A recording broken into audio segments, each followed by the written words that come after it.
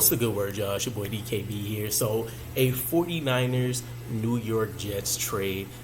This would be something that, if we can make this happen, I think would not only benefit both sides, but this would be a huge boost to change the trajectory of the New York Jets offense, right? Let's start off with the 49ers situation. You take a look at their cap situation, they have 10 guys that have at least a $14 million per year annual value or better on their roster, right? I don't think they have a ton of cap space. I didn't end up checking actually right before I dropped this video again. I thought I saw it was like a couple $100,000 under the cap, but nonetheless, they're going to need to make a ton of moves this offseason. There's going to be at least a handful of guys that they would love to see still rock that outfit in uniform, but they're going to end up walking away and or retiring, etc., etc.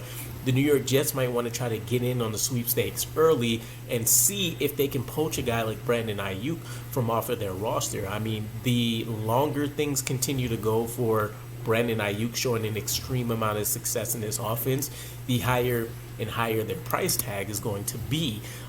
Secondly, you take a look at kind of some of the history so far between Brandon Aiyuk and the 49ers. Not only did he get a lot of criticism, rightfully so, early on in his career, but even as early as last year, he was receiving criticisms from head coach Kyle Shanahan and general manager John Lynch. Normally in this day and age, you see a lot of these diva type personalities, etc. But you can tend to see things fester, bubble, boil, and then the moment that there isn't a couple of winning weeks or a significant loss, maybe some finger pointing and blame gaming in the middle of a game or something, things turn left immediately, right? And so I haven't seen and or heard anything like that with the 49ers yet, but that is something to keep touch base on, even though I did see some comments that Debo would love to still remain a 49er, but we know how contract talks go, right? We've heard it for years and years and years, not only with the Jets organization, but across the board with the other 31 teams, how some so-and-so may be untouchable, so-and-so is a main priority for us, and then you see that get pushed and pushed and pushed, or nothing happens, or somebody gets lowballed and things change immediately. Tyreek Hill was definitely a good recent memory of a situation like that, right? Nobody thought he would ever end up leaving the Chiefs with the success he was having. He ends up going off to the Dolphins after things didn't quite go as he expected. From the New York Jets side, we're looking at wide receiver options to pair with Garrett Wilson, right? Obviously, we would love to try to find a high-end number 2 or a number 1 caliber wide receiver to pair with him so that he's not out there seeing double teams, sometimes triple teams every time, and he has a reliable option to help pick up the slack, and then the team has to go pick your poison. A lot of what we're seeing out there right now, you take a look at free agency, you have your T. Higgins, your Mike Evans that may be available. We had the Devontae Adams trade scenarios that have been coming up for months and months and months. All of those seem like they're slowly dwindling away, right? For whatever reason, I think a lot of people forgot the franchise tag is out there, but I think your T. Higgins and or your Mike Evans are going to be gone pretty quick. Then you take a look at Devontae Adams. He seems to be getting more and more comfortable with the idea of remaining with the Las Vegas Raiders, with Antonio Pierce returning, Luke Getsy going over there as their offensive coordinator. And then just from the Jets' perspective, you think about what it's going to take to trade for him, if that was even an option. Not only his age, but his contract. Obviously, he's had an elite history on his side. But for us, we've thrown the bag to veterans time and time again. A lot of those guys underperformed and ended up just getting a free check from us. I don't think that would be the case with Devontae Adams, but this is a time where you want to try to hold on to as much as you potentially can, unless you can make surefire moves, right?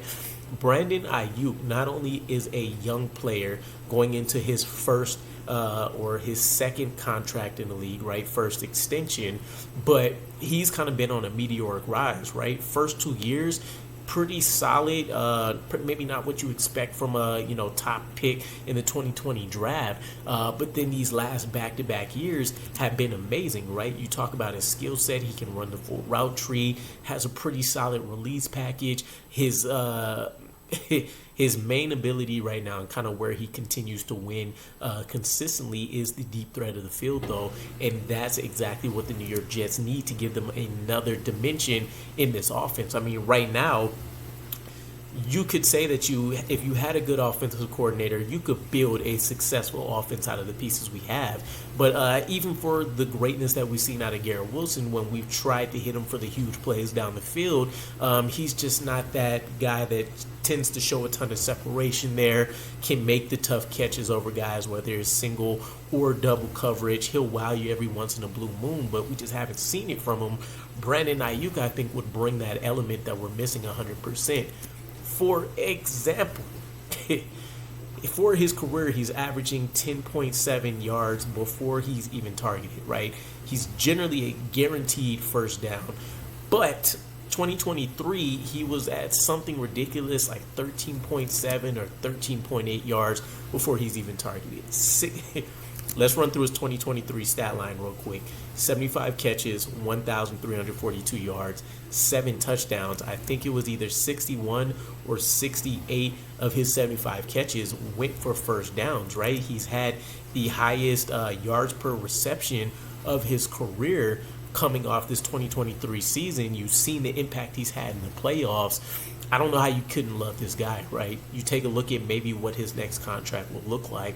Spotrac's projecting a 4-year, $92 million contract. And again, I think the 49ers very well could look to go out here and find a way to retain this guy. This is what you do, right? When you have elite players, you find a way to keep them. The Saints have done it time and time and time again, even with their cap situation looking absolutely terrible. But I take a look at the 49ers, and I do say, for as great as Brandon Aiyuk has been, Deebo Samuel generally gets the nod for being what makes that offense tick, right? Even though you see him maybe in more kind of a trickery fashion, but he's really a jack of all trades. End arounds, sweeps, short game, intermediate game, yards after catch, beast, can hit the deep shots when he gets those opportunities. Health and stuff hasn't necessarily been on his side, but nonetheless, they have a ton of pieces. Deebo, Christian McCaffrey, George Kittle. So it's not like they're just going to be pressed against the wall to try to figure out how to make their offense work. Although it's worth mentioning, that wide receiver depth chart, I don't really know what's going on outside of Samuel and Brandon Aiyuk here. Juwan Jennings is really the only other name off the top of my head that I could say. But nonetheless, this is definitely the quality of guy and player that we want. Will they let him slip? I have no idea. It's probably unlikely, but if you're the Jets, this isn't one of those creative undercover scene moves you can make, right? He's heading into his 5th-year option when the next season starts in 2024 on a $14.1 million deal. But this is a guy you want to try to catch early.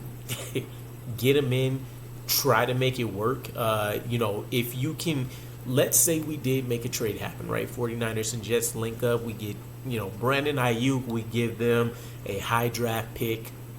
And we'll kind of talk about that here real quick in a moment.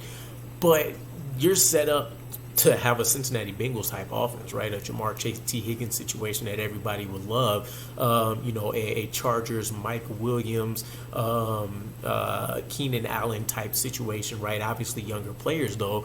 Garrett Wilson will finally have his running mate in Brandon Aiyuk. They have varying skill sets that should really complement each other. And you should be able to keep these guys for 3 to 6 years together with a Breece Hall, with somebody like a Jeremy Ruckert that you hope continues to develop and maybe takes the next step. And depending on how the board falls, you could pair him up even further with a guy like a Brock Bowers, a Malik Neighbors, a Rome Odunze, or later round guys like a Troy Franklin, a Jamari Thrasher. Plenty of guys in this particular draft to be excited about, right? So you can completely overhaul this offense with just the one singular move if you're the New York Jets. And I think this is the kind of thinking that the Jets need to pounce on, right? Again, I would love a Devontae Adams, a Mike Evans, a T. Higgins.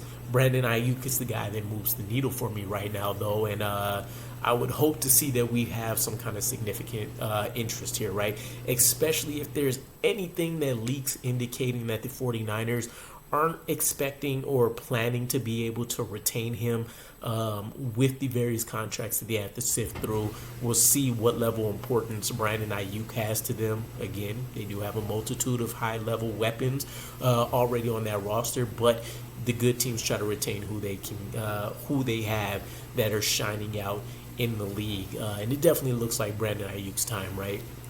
I wouldn't say it's a far stretch, considering what we've seen these last 2 years, to say he could potentially be a underrated top 5 receiver, right? I think generally coming in at, number 5, somewhere in that ranking. But if the Jets can find a way to pull this off, I would be ecstatic. Let me know what you guys think, though. If you're 49ers fans, let me know how slim of a chance it is that the Jets will be able to make this happen, or that the 49ers would end up letting him go or trading for him in any degree. My Jets fans, let me know what you guys think about acquiring a guy like Brandon Aiyuk. Personally, just to touch base on the draft compensation piece real quick, I think it would behoove the Jets to try to offer a high future 2025 pick, for example. See if you can get a second rounder or maybe multiple third rounders out there, right? Keep in mind, with Chad Alexander going to the Chargers, we're going to receive those 2 additional third round picks, 2025, 2026 drafts. Maybe you can pick a guy like Aiyuk up for 2/3. Maybe you can give him that second. Still think we need to try to keep all our resources this draft class to try to continue to further build out that offensive line, and or just make sure we're adding some key developmental pieces or guys that can play right now to that offense to continue to help out and minimize any chance of excuses. But once again, let me know what you guys think. I'll catch you again. Peace.